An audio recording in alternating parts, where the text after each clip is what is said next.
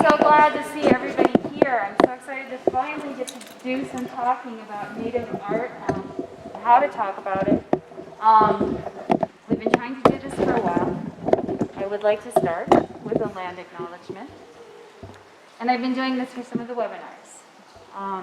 Every community owes, can everyone hear me? Its existence and vitality to generations from around the world who contributed to their hopes, dreams, and energy to make history the history that led to this moment. Some were brought here against their will. Some were drawn to leave their distant homes in hope of a better life. And some have lived on this land for more generations than can be counted. Truth and acknowledgement are critical to building mutual respect and connection across all barriers of heritage and difference. We begin this effort to acknowledge what has been buried by honoring the truth. We are in Jackson, Wyoming, on the ancestral lands of the Eastern Shoshone tribe of Wyoming, and we acknowledge others, the Arapaho, the Bannock, Blackfeet, Cheyenne, Crow, Gros Ventre, Kiowa, Nez Perce, and Ute tribes who all have historic ties to this place. We pay respects to elders past and present. Please take a moment to consider the many legacies of violence, displacement, migration, settlement that bring us here today. This is quoted from the Honor Native Land, a guide to call and acknowledge from the U.S. Department of Arts and Culture. That was first started in, I think, 2016, 2017. So many places are incorporating land acknowledgement. So we plug in the area and the tribes that are included in the area. I would like to propose that we do these land acknowledgements for every one of our public meetings, which we have been doing on our webinars. And I would like us to think humbly of how we arrived, all of us arrived here at this space today. To begin this talk about talking about Native art, I would like to explain that humans like to categorize. It helps us make sense of our world to organize things. And categorization can be helpful, but it's also detrimental, depending how you look at things. Art categorizations are no exception. So I'm going to ask everyone, what do you think of when someone says Native art? What are the kinds of things you think of when someone says Native art? Pottery, moccasins, beadwork, right? Basketry. Kachinas, yeah.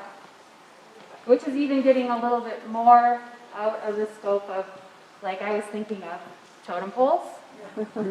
Yeah. Basketry, pottery.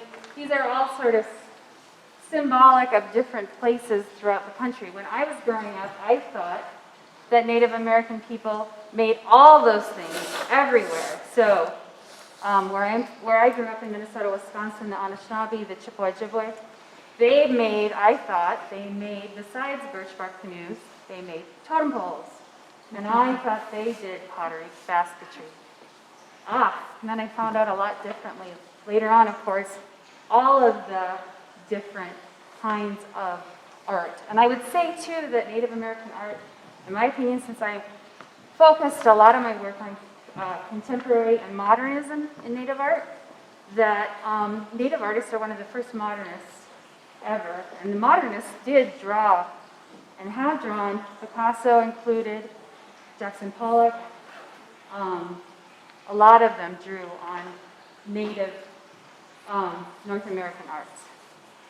So that's one of the first questions I'm sure you want to ask me is how do I address, when I'm talking about Native American arts, how do I address this? This art, like totem poles, like this totem pole was made by a Native American artist, Marvin Oliver, and I'm going to talk about that.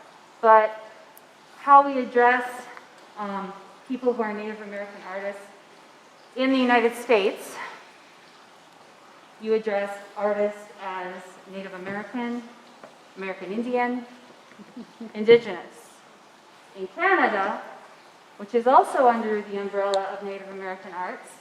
It's First Nations, Aboriginal. And that's how they are referred to there. I want to also talk a bit about before I go into talking about a specific artwork, I want to talk about a bit about what it means to be considered a Native artist.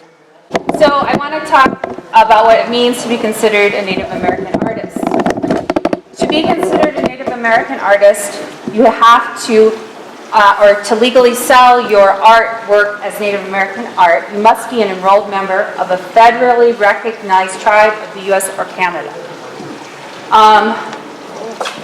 So artists in South America or Central America aren't included in this umbrella. This is North American artwork that I'm going to be talking about today. Also, there are 573 federally recognized tribes in the United States, so that every time you consider an artwork, you have to consider what that artwork is addressing, and a personal bio of the artist might be part of the work. So when you're talking about Native art, one of the complex parts of it is you have to know where that artwork came from culturally.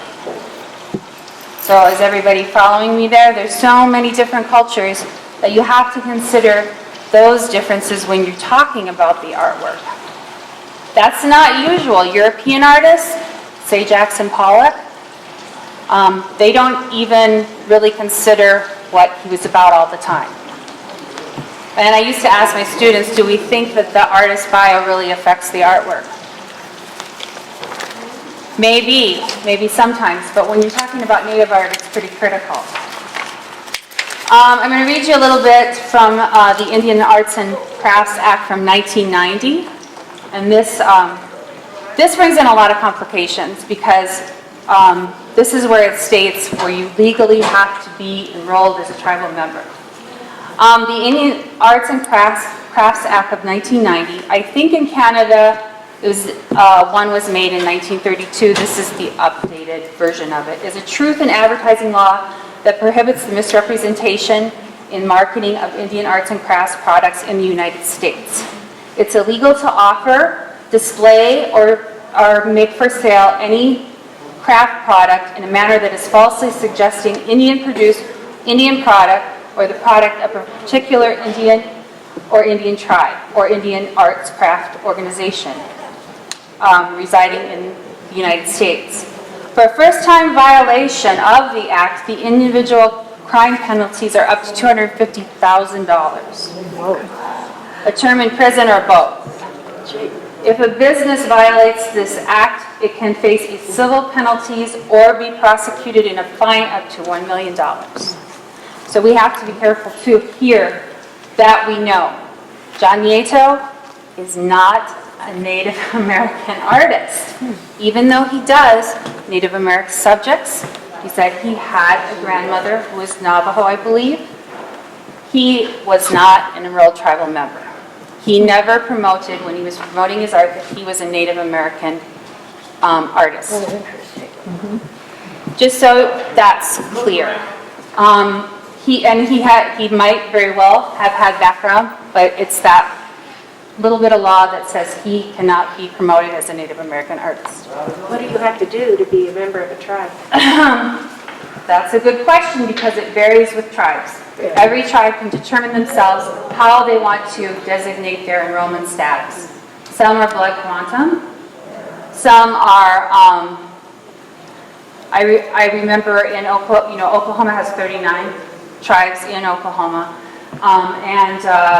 The Comanche, there were white people that had been adopted into the tribe or were part of the tribe that were European. They had no native blood quantum. And they were all recognized when they did the land allotments that everybody who was in the tribe was a tribal member.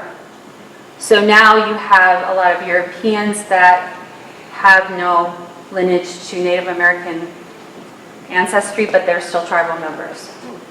So that's another way, And it gets confusing, and Native people will police this law. And also, aren't there a number of tribes that are seeking federal recognition? That are not Yeah. Last I knew there's over 700 tribes, so probably over 200 that aren't federally recognized. Just the 573 currently, and that's even gone up since I started studying Native art, which has been about 700 tribes in our country. over 700 tribes, not all federally recognized. Okay, and I did have that the first Arts and Crafts Act was passed in 1935. I think a little earlier in Canada. These were created to protect Native artists, so they weren't having influxes of like shipments from outside sources, Europe, China, or any of those copying Native art and trying to sell it as Native art. But there are the problems with this. So you're a Native person who doesn't choose to be enrolled for whatever reason, and this happened a lot in the 60s and 70s, because this was a governmental kind of edict. And this is problematic for the people because they could not sell their art as Native American artists. One artist in particular, there's still controversy because he said he's Cherokee, grew up in Texas, and Oklahoma and Arkansas. His family is all Cherokee, but he was never enrolled. His name is Jimmy Durham. Fabulous artist. He had such controversy about it. He was with AIM. He was an activist, and he basically left the country to never come back. He lives in Europe now. There was just a retrospective of his work a couple years ago, and there was a huge conflict about him being shown because he said at one time he was a Cherokee. So other artists, another problem might be that Native artists don't want to be classified as Native artists because that limits what they can produce. It has to be Native enough. It has to be about a Native subject. And there's a whole bunch of history about that. Well, Native, they only can produce Native American art, not. They can produce anything they want and they can sell it as Native art. So they want to do a sunset and they're still a Native artist. Marvin Oliver can do, he can still sell that as a Native artist. Yeah, but they're usually expected to do something Native once they state that, right? That's just the general expectation.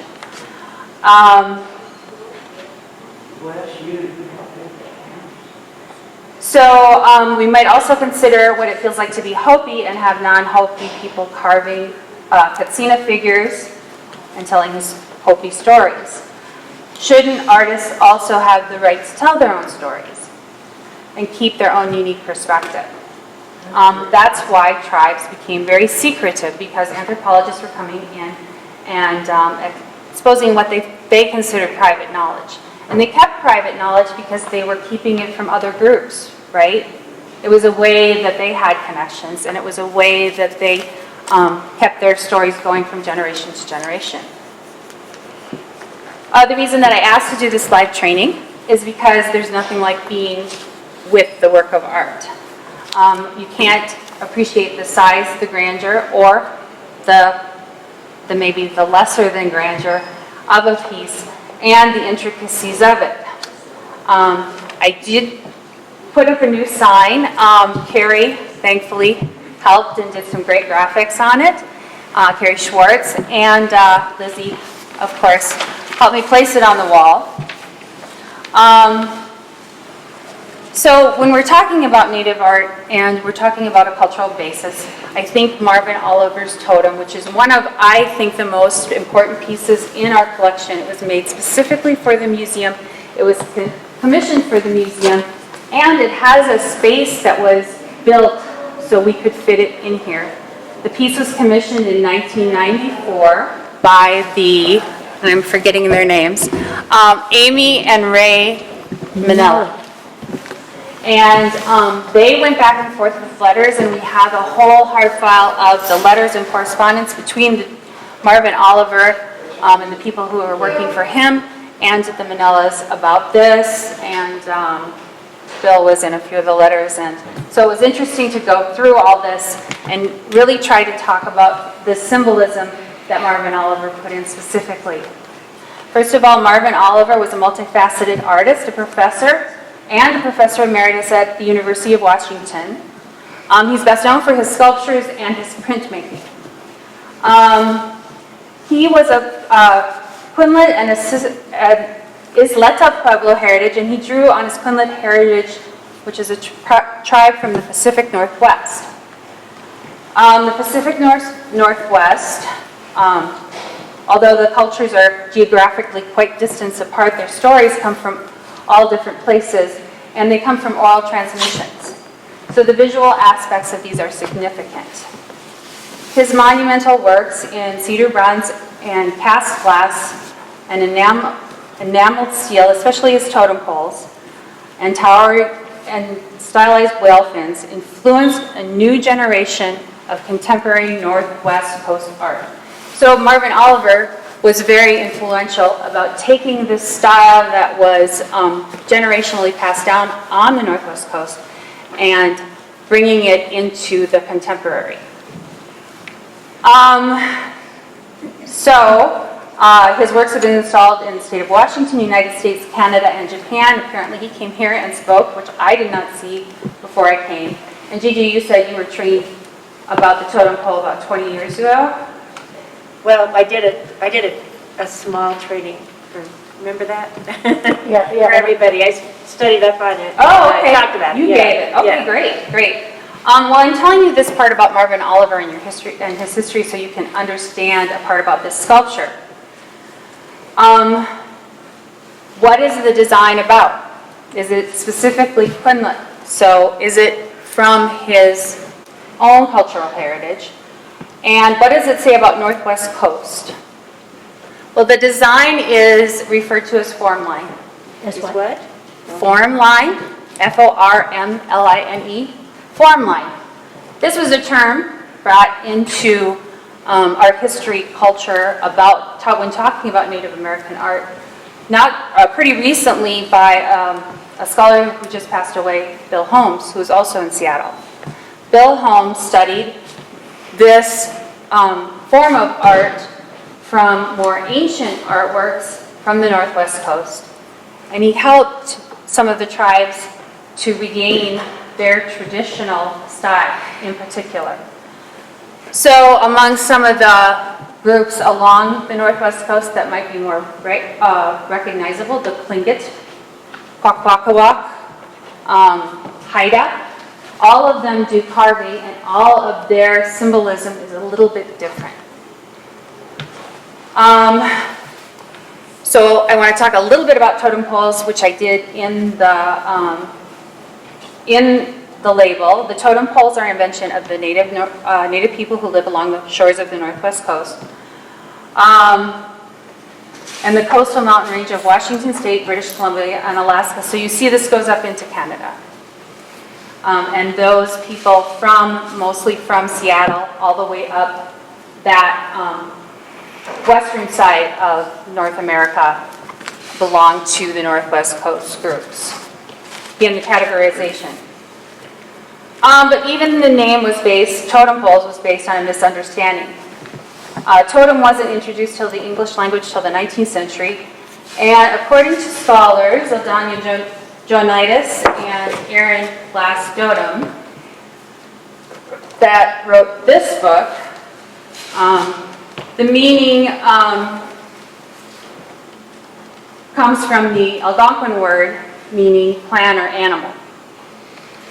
And the pole, of course, was added just by anthropologists as a descriptor.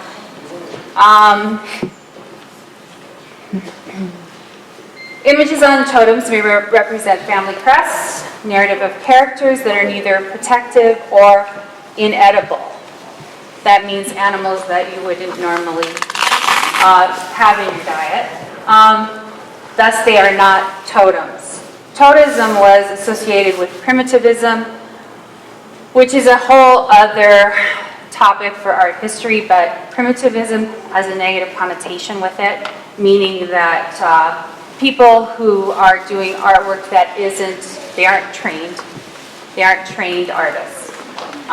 But if you think about it, these styles have been taught for generations by Native people. So they are trained, and they know what those symbols mean, and they know how to put them in an order. For a long time, anthropologists like E.V. Taylor, Lewis Henry Morgan, and Herbert Spencer promoted the theories that societies developed in states of evolution. These were racist views that were abandoned pretty quickly.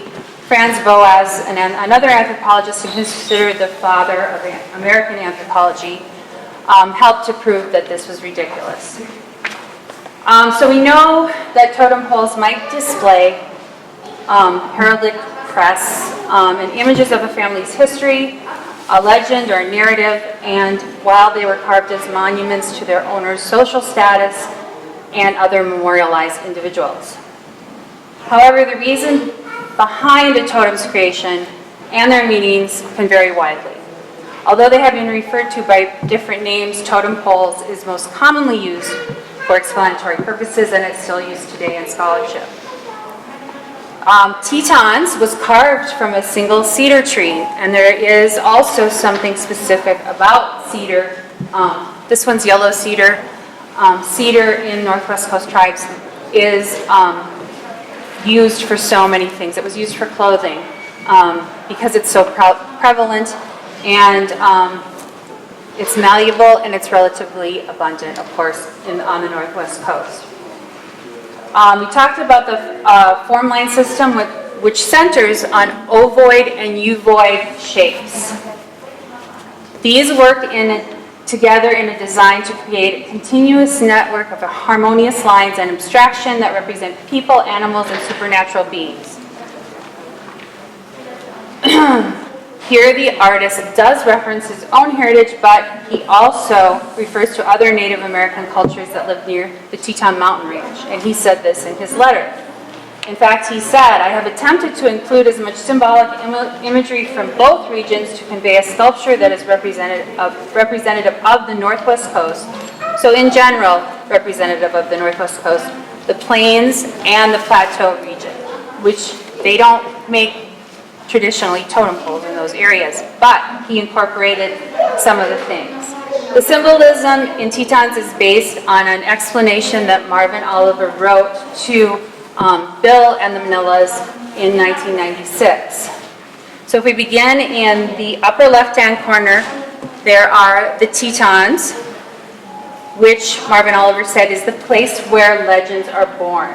So that's pretty, I think that's pretty fun, and that's pretty cool. I can't remember, did he design the whole thing just by himself? Yes, he designed it, and he carved most of it himself. Yeah. There's also a steel, if we could look under there, you'll see there's a steel post under it. A lot of times totem poles, and you probably know this, are made in the round, so you can see everything from all different sides. And in the back, he put a steel post so he could help transport it all the way from Seattle, where his studio was at the time. And then if you look to the raven figure up at the top, that's over on this side,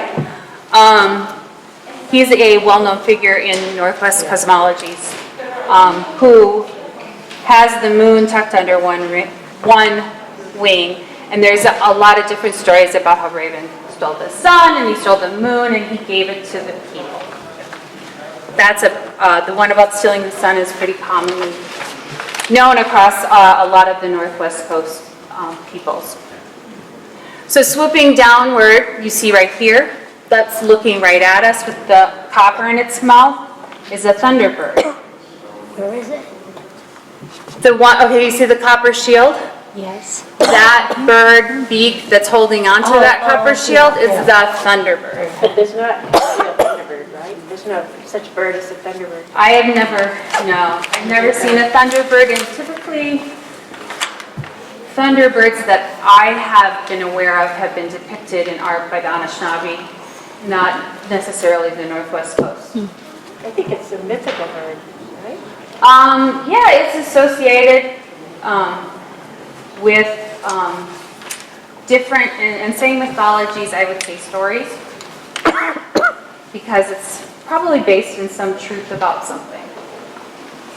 And if I run into a thunderbird, then my bases are going to be covered. And how You know, about when the you see one. copper in its bill? Yeah, the copper. But the single shield here, in Northwest Coast tribes, this is a symbol of wealth. But the single shield here, as specified by the artist, refers to the rich natural resources of the Teton region. Okay, that's what I thought. I don't think I heard that before. Yeah, I did. Yeah, so coppers were exchanged among native Northwest Coast tribes, and that was a way of displaying wealth and exchanging wealth. On each side of the shield are two frogs, frog chiefs no less, and they're wearing ceremonial headgear. The chief on the left is wearing a woven spruce root hat with potlatch rings. Has anyone been to a potlatch? Seen dances? Yes. So potlatches too are typically on the Northwest Coast, and you've been to them, Bobby? Yeah. So they are typically about how well the leader, it was originally the chief, could supply for his tribe, for his people. And a lot of gifts are exchanged. There's blankets and glasses and dishes and things that you need. It got so crazy in the 19th century when they outlawed potlatches that people were giving pool tables and boats and all kinds of different things. And for a while, potlatches, the dances, were outlawed. A lot of that wasn't enforced, but they made and confiscated some of the masks and artwork. But that's just an aside. Potlatch is a whole other story. But he has potlatch rings, and the other wears a hawk helmet. Both of the frog chiefs hold sage in their hands that is traditionally used by many Native American people, and probably we've adopted that, or many other people have adopted, using sage to cleanse a room or an environment. Sometimes used for ceremonial purposes. Why are they sticking out their tongues? You know? No, I'm curious because, some native people down in New Zealand do that for other Well, and people. the Maori Yeah. have a similar style to the Northwest Coast, and in fact, a lot of artists I know have done exchanges with the Maori. So there might have been some, I'm sure there was some exposure to each other, and they worked off each other. Okay. And that tongue out is like, with the bear, usually a transfer of power a lot of times when it's in Northwest Coast art, because of the head association, the tongue out, transferring power. Generally, that's when it's connected, but there might be something to that with the frog chiefs. What did you say that was called? The one that has the face with the tongue out? The bear, the one I'm getting to. Oh, have you gotten? Oh, Well, the you're two frogs. chiefs, you see the guys up here? Uh-huh. They have their tongues sticking out too. Oh, I can't see that. Oh, I see. How about, what was the name of the other chief, or where was the other chief from? The other chief is also a frog chief, and they just have different hats on. So they have different helmets on, and all of that, I think, is written in there. The one is wearing a hawk helmet, and the other one has a woven spruce root hat with potlatch rings. So that might have said how many potlatches he had given in his lifetime for whatever reasons. Potlatches are also given for wedding ceremonies, coming of age, and there's a lot of different dances that are pretty cool that are involved with that. Then if we go down to the central figure, a brown or grizzly bear with large paws. You can see him pretty well. And some native tribes revere the grizzly as a sacred animal. And that could be even the Shoshone or groups that are out in this area where grizzlies are more prevalent. Tell me, where's the grizzly? The grizzly is this big one right here. This is the grizzly. Oh, this is the grizzly. Yep. Oh, okay. Oh my gosh, they look human. Yeah. Oh, okay. Yep. In fact, a lot of the faces do look human. So there is sort of that anthropomorphization of the figures. Beneath the bear is Raven Boy. This guy in the middle, here, right here. The small one. This is Raven Boy, who holds a basket woven with patterns that represent aspects of the 4 seasons. The bottom of the basket is made of alternating light and dark blocks. The lighter blocks representing the first snowfall. This all comes from the artist writing this because I don't think we would ever know. That's not specific tribally. So, and the darker blocks symbolize the footprints of the bear in the snow of late winter leading to spring. Small diagonal designs seen in the next band. So I think that is over right down here, what we're talking about in the basket. The zigzag patterns refer to the butterflies of spring, and the triangular marks in the top band right here are indicative to the summer salmon berries that are endemic to the Pacific Northwest. Again, that's something we wouldn't know specifically. But it's a nice thought. This is spring coming, and he's gone through these seasons, and this is like the cycle of life, and circular, not linear. To the right of the basket, a little bear cub symbolizes, to the left of the basket is a beaver. So on this side, the beaver, this piece here, who is the forest architect, and he emerges from the forest holding onto a willow branch in his teeth. I'm sorry, this side. This side is a little bear who symbolizes the past and future generations. The cub carries indigenous values of caring and protecting the land. And all of this is about the Tetons. Marvin Oliver made this for the Tetons, respecting the land and respecting the wildlife. So this is so significant to us, to what we do here, and he was very perceptive in recognizing that in this piece. And then bordering either side of the beaver and the cub are fireweed, which is the Wyoming state flower, and Indian paintbrush, I think that's on these sides, which represents the forests and meadows of the Teton Range. So, any questions about Marvin Oliver and about the design kind of things that are with Northwest Coast? So this is specifically Northwest Coast.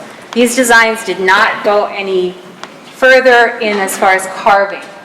The Northwest Coast people still carve this way, and we were talking about this before we started. You can see totem poles in many different places. Stanley Park is a big one, and Herb Albert said he was inspired by the Stanley Park totem poles when he came here to speak. So how should we refer to Herb's artwork, because he is not a native? No, and he was inspired. He was also inspired by Mayan artists who did steel eggs with different, similar to totems, not called totem poles, sometimes called totem poles, but he's got a lot of different influences in there. He was inspired by them to make this art, which is very modernist. Also, he was inspired by some Mexican muralists. So he does reference wildlife in those pieces. Every one of them, to me, it kind of looks like wildlife's trying to get out of it. I think it's really important that we help people, if they see those, to help them understand the difference. I lived in Ketchikan, so I'm very sensitive to the idea of the difference. So when someone says, oh, look, there's a totem pole. And in fact, Herb Albert had in Alaska. When someone says that about up there, it disappoints me tremendously, because I knew I knew Plinkett. But that's all they know. That's all they know, so I don't feel angry at them. Okay. But if we're hosting them up there, Well, here's I think another it's thing important too. to let them know. There's nothing particularly Plinkett or Quinlet or anything about Right. these designs. They're generally Northwest Coast. But So he was it smart. is, they do have to, yeah, but these artists are able to call themselves native. Right. Yeah. Herb Alpert was even in not too long ago, in Alaska, in an exhibition. The smaller totem poles were in an exhibition with some native poles, explaining his inspiration.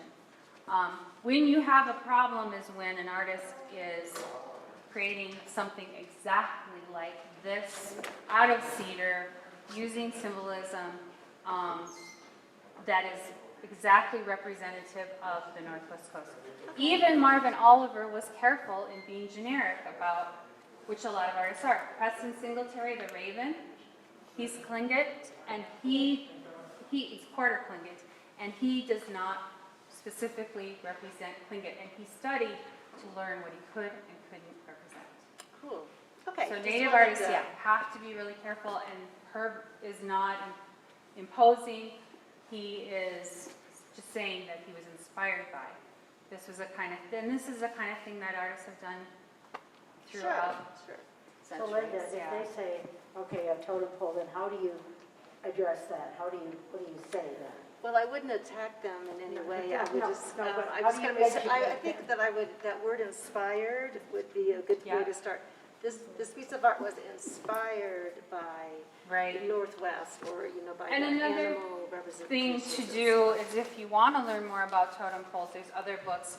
I know Aldona Jonitis, and she is a very well-respected scholar about the Northwest Coast. She was at the museum in Juneau. Is it Juneau? Anyway, I think she's emeritus curator there now.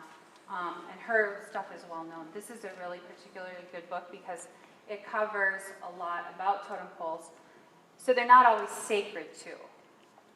And so a lot of things about totem poles, there could be mocking totem poles that make fun of people. We had one in Ketchikan that had Abraham Lincoln at the top. Yeah, of it. yeah. Yeah, and in fact, a friend of mine wrote about, Emily Moore wrote a book about the New Deal totem poles that were created some of them were created as memorial, and some of them actually can help trace land ownership, which is something that they use as historical documentation, which is really good. You started up at the top and came down. Is that the way he carved it, or did he go bottom up? You know what? I don't know that he went in a particular order like He that. could have done some up there and some down here at the same time. Yeah, Okay. and He laid said- it on the ground, right, Yeah, to carve yeah. it, so he wasn't like on a ladder. Yeah, he wasn't out there It carving. would have been Sorry, laid on the ground. it's flat. When I have a people totally carve, different vision. yeah. So they've got the log, and it's an individual cedar post. So they work on it throughout, and he sent designs to the Manilas and to Bill, and they shared information. So if you ever want to look in our files, just come in and I'll help you look at them. But those letters were interesting to read back and forth. Tammy, when he represented the Tetons, are those his little things on sticks? Yeah, those are stars. I can't. So the Tetons are on the top and the stars are there. Yeah, okay. Somebody told me that those were his children, and I never found any, represented his children, that he stuck that in there, and I didn't find any evidence of What is that. the history of that symbol of the five-pointed star like that? Like, where did that first, because I don't know anything about that. Yeah, and I specific think, shape. and I didn't find much information Yeah. about what the stars really meant. Maybe they were just a nice topper, and in fact, when they were going back and forth, the stars were not even in the Yeah. conversation. And you can see on the, So Tammy, on the stars themselves, they're engraved with the children's names. oh, well, there you go. Thanks, Emily. I wasn't finding that. So they are the children. Yeah, you can't, unless you've seen them, of course, you wouldn't know that. I didn't remember reading about it, but thanks. Whose children? His children, Marvin Oliver's which is a really nice thing too. think. Tammy, Very personal. how long did it take him from start to finish? Was it a, like? Oh, he 2 started years. or did he stop in between, or did he? I think work on he it? worked on it while he did other projects too, but, like I said, they commissioned it in 1994, and that's when he started doing the drawings and giving back. So probably the carving time I was thinking was around a year. And he might have had apprentices and helping with that, or family. But I know he did a lot of his own carving. It was an exciting day when it came. Yeah, Bobby was here. I came on a flatbed truck and we had a crane going over the top, they opened it up and put it down. I thought, what a privilege to be here. Right, right. So yeah, that's Because super. it seemed like a long time. And the first Christmas, we put Christmas trees for there and decorated them until it came. Oh, So wow. the skylight was already built, waiting. Skylight for it was to waiting. come. They knew it was going to come in here and that would That have was to an be built. exciting day. Kind of like if you've been to Oklahoma City at the Cowboy Yeah. Museum at the Cowboy and Western Heritage, the end of the trail, that plaster by Fraser, that came in through the roof too, and that had to have a special. So then that was plaster, so that could have just been a disaster. But this is really cool. So I do hope that if you're giving tours and stuff, that you acknowledge that we have this totem pole, because like with Tucker Smith's refuge painting, these are two works that are equally important, and both done for the museum and in the spirit of the museum. And if we have a few more minutes, I'd like to go talk about the pottery if we want to move into that other gallery. Gail, yes. I'd like to go back to the not producing native art and saying if you're not native or you're not in the, I understand that it's like registered in a tribe. But what's the feeling or about people who aren't native, and my thought goes to George Catlin, though I don't know whether he is a native artist or not. Catlin? No. But he shows kind of generalized pictures. He has people in Native American costume. He has people who, my sister, as a matter of fact, has a lovely, beautiful painting. And it's like at sunset, but it's like at a camp. It's teepees, it's people moving around. It's just lovely. What if you really love that look, you appreciate these people, and you want to do something, as long as you don't, I understand the difference between calling it Native American art.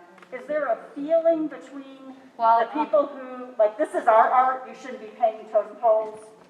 Or, oh yeah. Am I making any sense? Yeah, but white artists in today, that's a big deal that you're not representing them in your artwork, because that's Like at cultural. all? Not That's even called to- cultural appropriation, and you want to avoid that.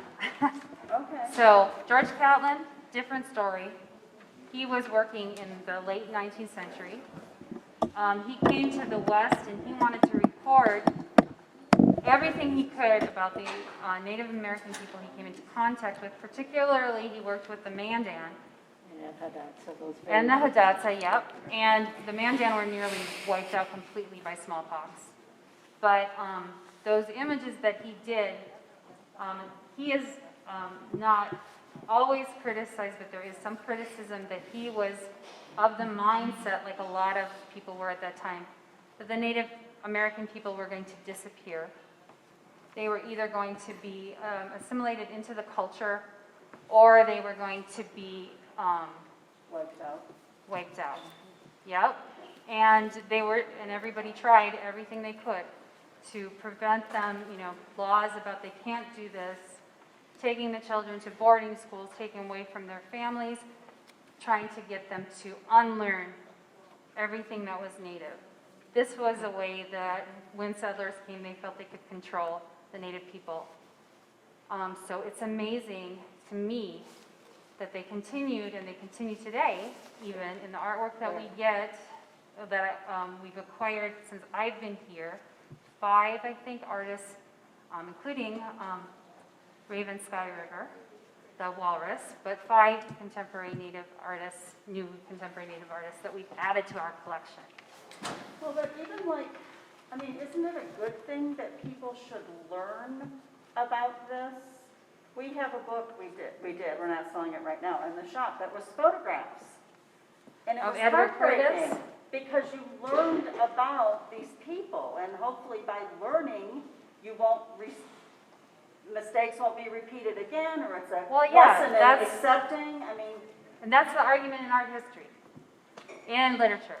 Do we take out what's bad, or do we address it and learn from it? And I think the consensus across all cultures is we need to address it. We need to address slavery. We need to address what happened to the Native people here. We can't wipe out what George Catlin did, and in fact, they look at those things now as records of history. Even the tribes can appreciate that. but in general, if I would say, oh, I just love the look of a teepee and I'm an artist, it's kind of frowned upon to be doing Well, that you type of could work. artists still do scenes of Native people. It's not so much in common, but when you start taking things that are personal, private property of Native people, that's where a problem comes in. And even Native artists have gotten in trouble for painting and depicting things that were not for everyone. One of my professors used to say, that's none of our business, right? That's why I said Marvin Oliver was careful to generically represent. He didn't specifically represent something. And Preston Singletary studied for a long time to know what he could and could represent in Tlingit art. Okay, just that one. Yeah. No, it's a great question. And Oliver also painted it? Yes.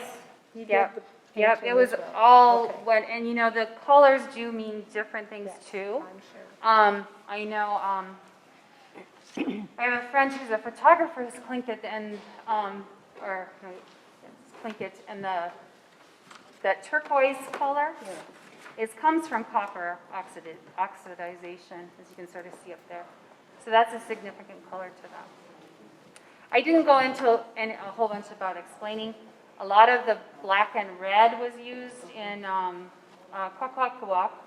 They used black and red a lot.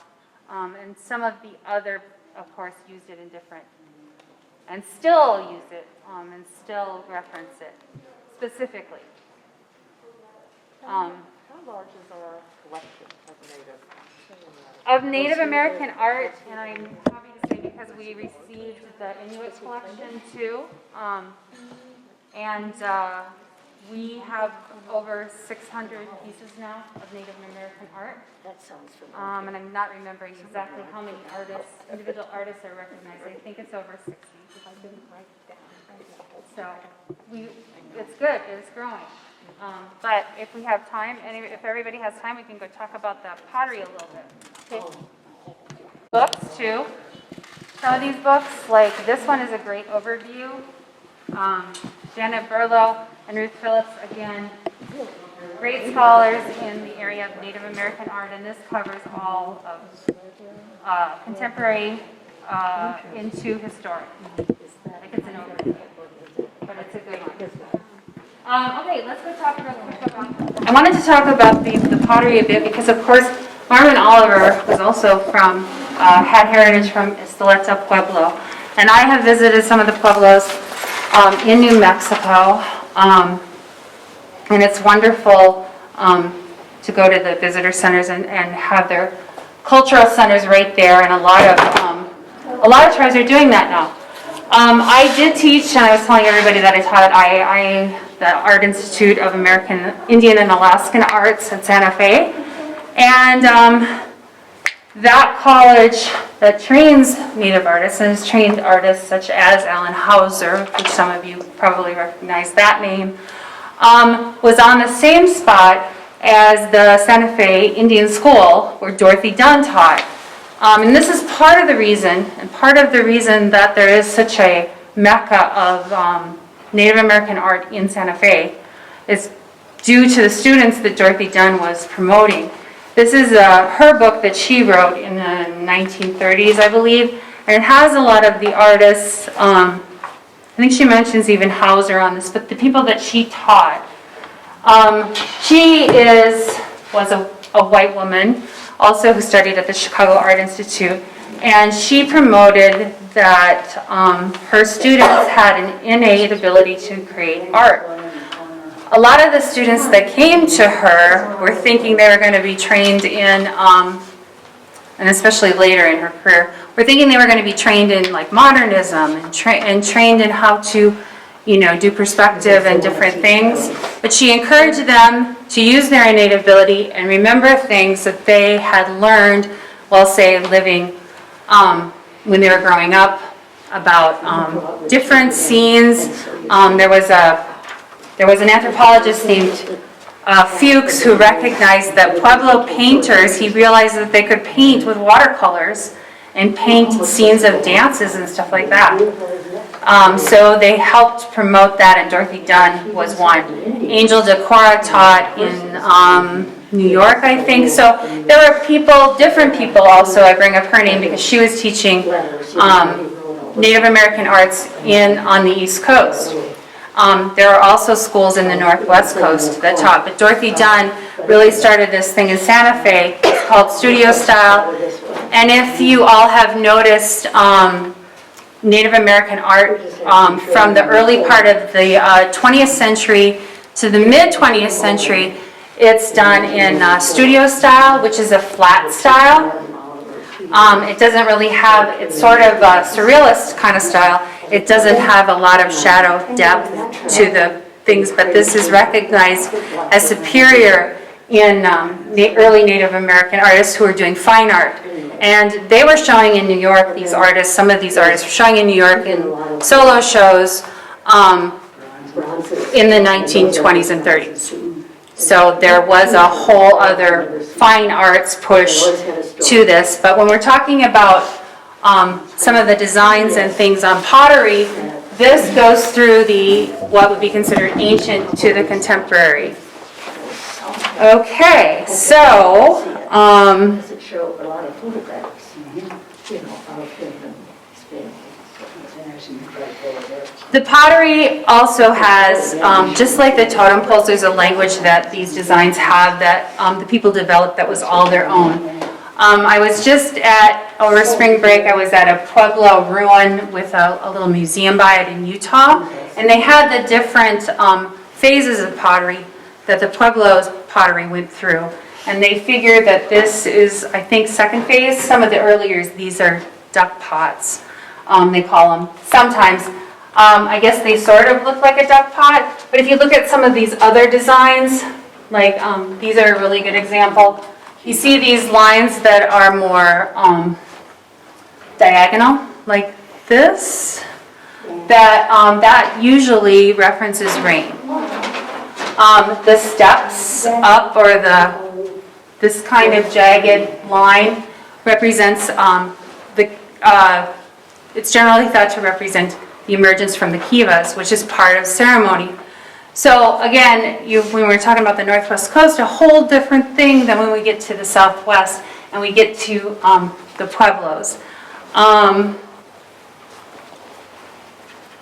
know that one piece in the collection we have is a grave good. And we don't want to exhibit grave goods. And the reason that I can tell is it's a grave good is because pottery was such a significant part of the Pueblo peoples as totem poles and cedar was to Northwest Coast because of the prevalence of the material. But they bury people, and generally the burial bowls, I guess it would be called a bowl, but they would be put over a person's face, and generally there was a triangular form cut in it. We do have one of those bowls in our collection. And they would be buried sitting up with this, basically holding onto that, and buried under houses, or under kivas, depending on their status. So we know that those pieces were taken out of the graves, and they probably have information that is sensitive. So we don't want to exhibit that, and we also, I want to look a little bit closer at this collection when I have the time and see what might be repatriated.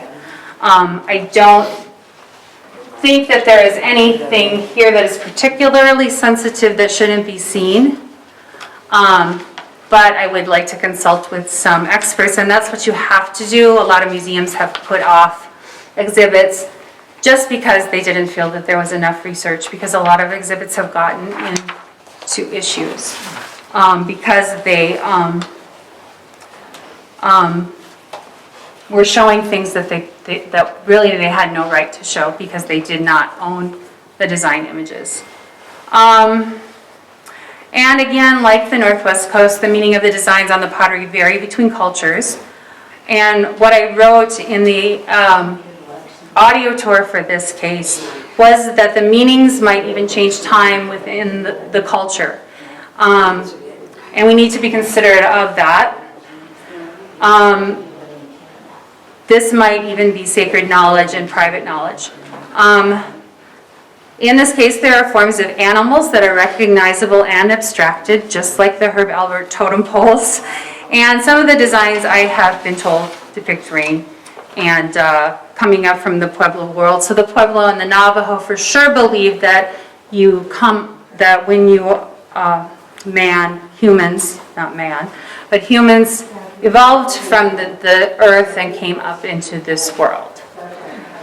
So if we look at this pot, which is, these kind of pots also, I can say safely were made probably for sale. This one was in right around 1900. And of course, a lot of those pots were made, I'm sure some of you have heard of the Fred Harvey stops in Arizona and New Mexico, where that was typical for Native artists to come out and sell pottery and things like that. This one here is a contemporary work by Jean Leate, and she recalls ancient or more ancient symbols and some of her own designs. She was born and raised in Acoma, New Mexico, in Acoma, Pueblo, and then she moved to Zuni, Pueblo, which is on the Arizona border. It's in west central on the Arizona border, west central New Mexico on the Arizona border. So there are 4 bands. So again, levels sort of like the totem pole, but the bands I think make a nice visual. And there's part of that to consider. These are still artists, so they're making something that looks pleasing. And this also might refer to that emergence from the world. There's a certain steps. And the Pueblos also talk about, when they talk about direction, they say there are 6 directions. There's north, south, east, and west, and up and down. On the lower bands, you can recognize stylized animals, birds, and deer. And you also see, like right here specifically, this design called maybe a heart-line deer. It's pretty universal to have heart-line animals. So coming from the mouth, remember the tongue sticking out, but coming from the mouth, going to the heart, this is the essence of the animal. This is what was probably, or at one time, was for hunting, because it symbolized not just the animal itself. It wasn't a pictograph about that. It was about what you had to understand as a hunter is you had to get on the same page as that animal in order to hunt it or to have a successful hunt. So you had to know the essence and the vitality, what made that animal tick so you could find it and it would give itself up to be hunted. There are further abstracted forms. Some of these look a little like a bat. And our intern a couple years ago, Alexis, said it was a bat house. I said, I don't know if it was for sure a bat house, but these abstracted designs are really quite interesting, and the language that they represent is significant to the owners. And of course, Jean Leate made this for sale. Like a lot of the pottery nowadays is made for sale or is put in museums because it's been purchased. But